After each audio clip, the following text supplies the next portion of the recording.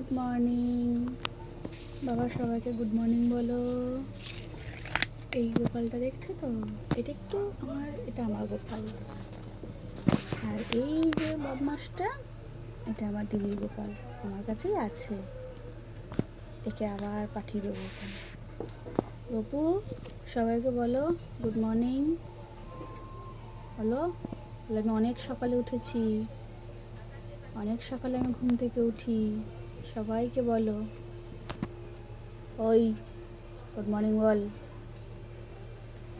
এই,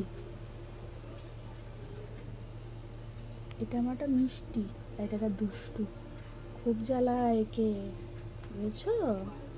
মুখটা এরকম দেখছো, একটুখানি পটকা, কিন্তু বহুত বদ। এটা দুষ্টু দুষ্টু বাচ্চা এটা। আর এটা আমার লক্ষ্মী সোনা, তাই না? তাই না গোপাল?